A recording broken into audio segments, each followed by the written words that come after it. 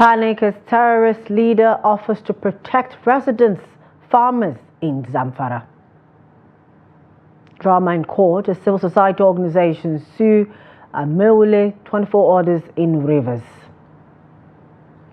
President Tinubu rolls out national construction and household support program.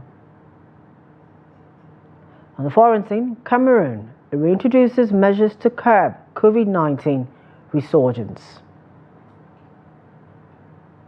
Hello and welcome to Trust These News Updates. I am Chiamaka Nwafo. Thanks for joining us. Security matters. Residents of Magami community under Gusau local government of Zamfara state have been thrown into a state of despair over an offer by notorious bandits Kingpin, Dogo Gide, to protect them. Reports said Gide had taken an unusual stance by offering protection to residents and farmers in the community, urging them to go into their farmlands without fear of being kidnapped. His offer has since sparked a mix of reactions among the residents of the area and the surrounding communities. Gide was said to have relocated to Kizara village, a community around Magami, and assumed control of the area following his encounter with military in Madada forest under Maru local government area of Zamfara state. A resident of Dansadou Emirate said that the bandits Kingpin's decision will only provide a temporary respite for farmers who have been unable to access their farmlands due to the constant threat of violence. No fewer than 3 persons have been confirmed killed while others are still missing when armed members of African nature investors allegedly attacked Fulani and Mambila people in the forest of Gashaka Gumti National Park, Taraba State.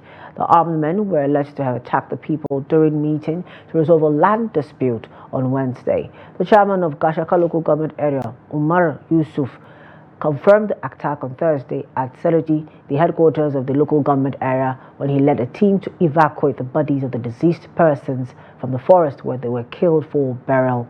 The Fulani and Mambila people were said to have assembled in the forest to seek a lasting solution to the land crisis when the armed men stormed the meeting, killing the 3 persons while others ran to escape being killed. A mild drama ensued in court on Friday as several civil society organizations filed a lawsuit against the Rivers State House of Assembly Speaker Martin Amewule and other 24 lawmakers. Reports said the argument was between 2 lawyers over who would represent the People's Democratic Party (PDP), who applied to be joined in the matter. The All Progressives Congress (APC) also applied to be joined. The hearing of the matter between these civil society organizations and Martin Amewule and the other 24 lawmakers has commenced at the Port Harcourt Division of the Federal High Court. The CSOs are praying for the court to declare the lawmakers' seats vacant following the defection from the PDP to the APC. President Bola Tinubu has approved the immediate rollout of the National Construction and Household Support Program to cover all geopolitical zones in the country. Speaking on Thursday at State House Abuja to state governors as he joined the National Economic Council, the president urged state governors to work together to meet the needs of citizens. He has given the governors 7 days to consult and submit recommendations on what reforms need to be put in place. Kehinde Amodu tells us more. Now more than ever before, the country needs to boost agricultural productivity and strengthen the economy. The president believes this can happen by creating opportunities in the real sectors of agriculture, manufacturing and construction, as well as provide urgent economic relief for Nigerians. Under the program, the Sokoto-Badagry Highway has been prioritized, as have other road infrastructure projects such as the Lagos-Calabar Coastal Highway, which is underway, and the Trans-Saharan Highway. The Sokoto-Badagry Road project is a point of focus because it covers 216 agricultural communities, 58 large and medium dams spread across 6 states, and over 1 million hectares of arable land. The president has also approved full counterpart financing for the Port Harcourt-Maiduguri Railway, as well as the Ibadan-Abuja segment of the Lagos-Kano Standard Gauge Railway. Other components of the program are the one-off allocation to states and the Federal Capital Territory of 10 billion naira for the procurement of buses and CNG uplift program, and the delivery of 50,000 uplift grant each to 100,000 families per state for 3 months. The National Economic Council was told of the progress that has been made with the updating and improving of the social register, which of course is the register used to send direct payments to beneficiaries through who have a NIN and have a BVN and can receive funds digitally into their accounts in a transparent manner. That process has been strengthened and it now needs speeding and scaling up given the situation in the country as far as inflation and elevated prices. The program is also making provisions for labor unions and civil society organizations, while it is releasing 155 billion naira for the purchase and sale of assorted foodstuff to be distributed across the nation. As Honorable Minister of Agriculture and Food Security, I also briefed Council on the interventions on the 42,000 metric tons, of which all had been delivered to all the states, and then 20 trailers of rice per state. And then we have also released over 1,500,000 bags of fertilizer, which is under evacuation by the state governments. The states are important drivers of the program, which is why President Tinubu is assuring governors that he is willing to provide the needed support to ensure that all Nigerians are relieved of hardship. The key is for the states to deliver on the critical reforms required to meet the needs of the people. From State House Abuja, Kehinde Amodu, Trust TV News. Nigerians have continued to bear their minds on measures being taken by the Tinubu administration to address the current economic crisis in the country. The respondents made the remarks on the sidelines of a national lecture in Abuja. While some say the government and its economic handlers have lost grip on the economy, others see the need for the country's political and economic experts to join hands in finding solutions to the challenge. Trust TV's Shafiu Suleiman reports. As the nation's economic indices continue to nosedive, pushing more Nigerians into hardship, economy handlers of the Tinubu administration insist there are positive signs of recovery. Because they have the elite and the academia around them to speak the big in English. But what we see is what we feel. You don't need a rocket science. You don't need anybody to tell you. Things are tough. They are really tough. Very, very bad. The economy is not improving by any stretch of imagination. A serious economic crisis, no doubt. But we should not waste this opportunity. There is also a great opportunity in the economic crisis. And what is the opportunity? The way out of this economic crisis is that we need to be more productive. It's a question of elite failure. The elite has failed and even confused. Don't even know how to fix the economy. While realities in the country suggest measures being taken to halt the downward slide in the economic fundamentals are not working, some Nigerians say the situation is getting out of hand and requires a collective approach. We can't get out of this economic crisis if we engage in permanent contestation, permanent disagreement. We need cooperation. If you listen to news that time, there is no day you will not hear Bola Ahmed Tinubu. Activists fought for democracy, but now he's at the driver's seat and he's even confused, even more than those he was criticizing. So many people are still holding the economy of this country by the jugular. They are the people they call the cabal. Whatever they are, the government does not seem to have the political will to call them to order. I have this adage that says that a dog says when a ceremony is good, let there be remnants and evidences of it for people to see. As the nations grapple with the impact of the economic decline due to yet to be addressed enablers such as soaring inflation, declining productivity, unmitigated corruption, among others. Concerns remain on the need for a collective drive towards addressing the challenge. Shabiu Suleiman, Trust TV News, Abuja. Concerned by the outcome of the Kogi state governorship elections, which was marred by transparency issues, some concerned Nigerians on Thursday stormed the headquarters of the Independent National Electoral Commission (INEC) over issues around the effectiveness of the bimodal voter accreditation system (BVAS). Now, while some were in support of INEC, others who decried the friction in the state following the outcome of the poll want INEC to ensure the BVAS function at their peak and subsequent polls to ensure credibility of elections. Here's the report. And we, the citizens of this country, the concerned youth of this country, we will never allow that to stand. The demonstrators, concerned citizens of Kogi State, demanded transparency in the use of the BVAS, alleging fraud and accusing INEC of manipulating the election results. In Kogi State, one polling unit, accreditation on the BVAS is 500. Total votes of that polling unit, 2,000. Where is it coming from?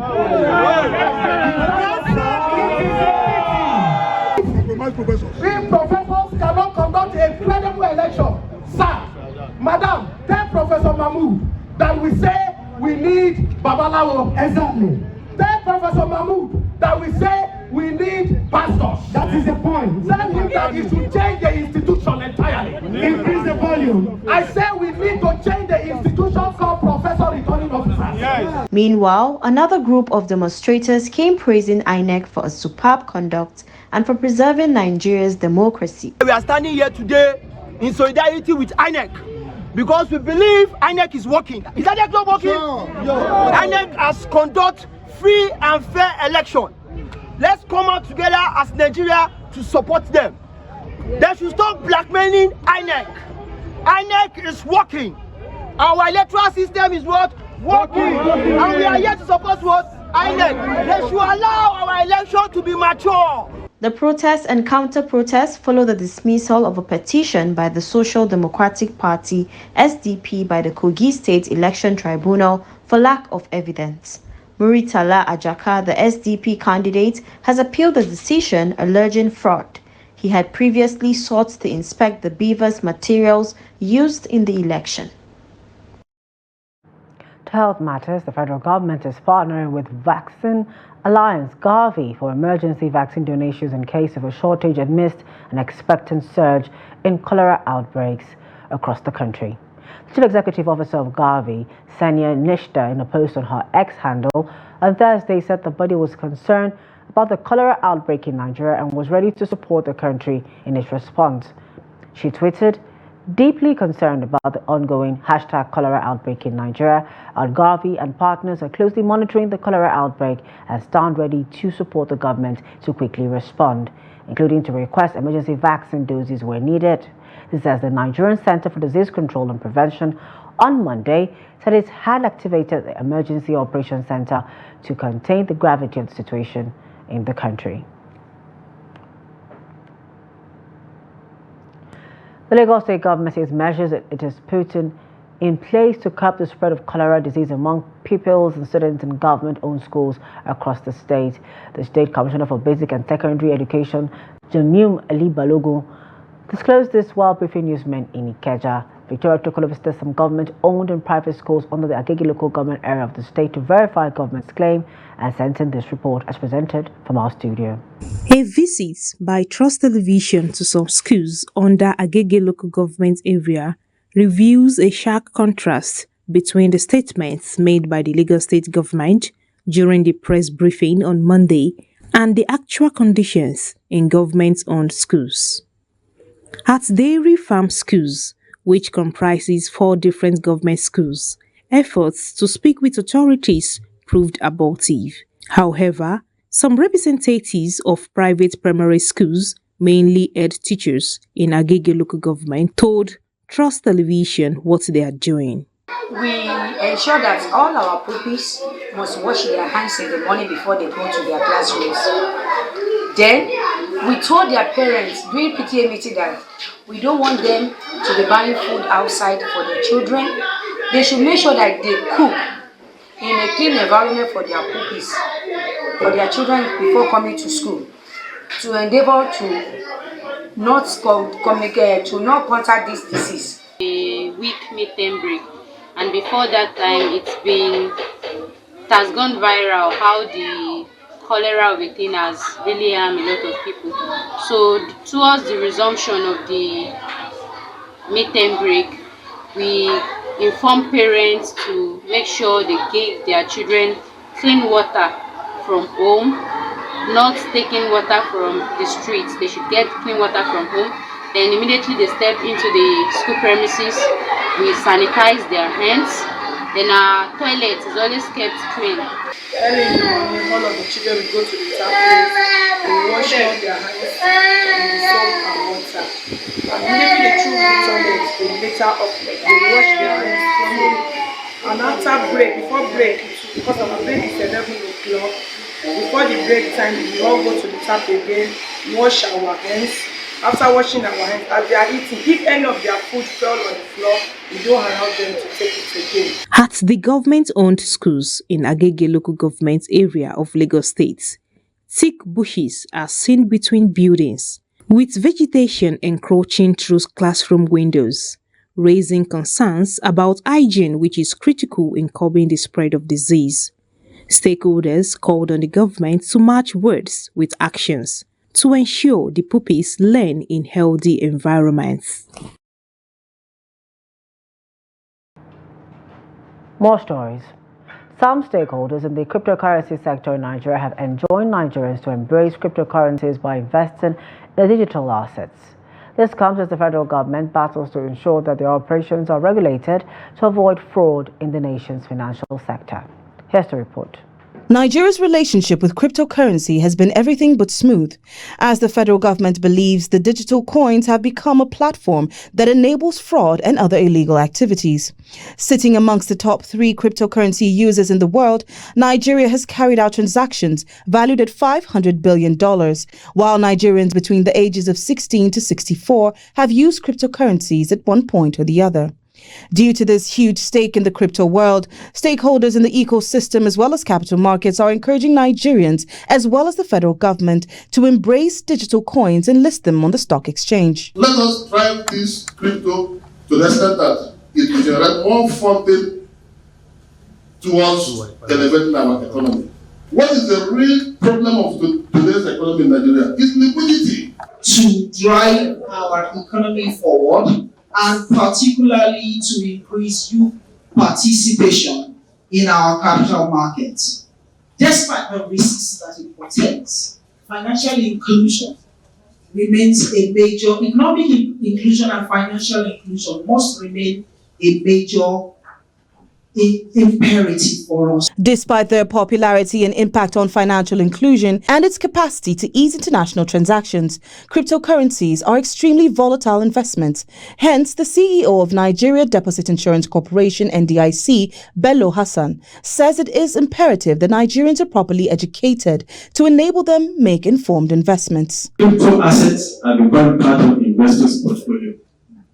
Stakeholders in the capital and money market must understand the interests of the investing public so as no market will grow optimally unless it is able to offer instruments that command the respect and interests of investors. Supervisors and regulators must continue to assess risks and opportunities offered by this segment of the market and create a balance between security of the investment asset on one hand and collective desire to promote innovation within the market space on the other hand. Recall that the Central Bank of Nigeria recently withdrew the license of Heritage Bank, leading many of its customers to question the safety of their funds. During a discussion held by the Association of Capital Markets Academics of Nigeria in collaboration with the Securities Exchange Commission, Hassan assured that payouts are being made in accordance with the law. We have commenced payment of the insured amount as early as June 6. And it's currently ongoing. Especially, we have already paid especially customers that had BVN linked to their account and they have alternate accounts in other banks. Stakeholders say cryptocurrency, if properly regulated by the federal government, can serve as a means of financial and economic inclusion for Nigerians, especially amongst the youths. Chamun, Dabeng, Trust TV News. We go to Lagos, where residents and commercial drivers are urging the executive chairman of Orile Agege to repair the Okotochukwu road, which is in a deplorable condition. Victoria Tokolo, who visited the area, brings more on this report as presented from our studio. This road is under Orile Agege local government and connects Agege local government, which leads to so many areas in the state. The road has been in a deplorable condition for years. Commercial drivers and residents of the area said security officers are using the opportunity of the bad spot of the road to extort money from motorists. Has been bad for almost 4 years. The government tried to do it, but when it rains, it will wash the road out. And then later, those Lagos works, they will now fill it with concrete, and thereby those police now use it to extort money from motorists. The road is very bad for a long time, just 2 years ago. They used to put all this stone there. Very soon now the rain is trouble everything and down. The road block is very easy every day, every night, every morning. And police need to come here again and stop anybody that follow one way and arrest him. And the road is not good. The road is very bad. And the reason why the car and the motor people are following one way is because of the bad road. And because of that, police and all the other forces are taking the advantage of the road to collect money. They have gone here to ATM machine. In the night like this, we see different types of group of police all the way from Oba, Elere, Alabo, anywhere. Even RRS. They will pull here, some will park there, some will park on that street, and right some will park on the other side of the road. Other road users also voiced out their frustration over the hardships caused by the bad road on their vehicles and businesses. Talking about this road every day, even though if you will talk finish, then go carry stone, come fall, and say they don't do it. But if you don't fall like this, no be small thing.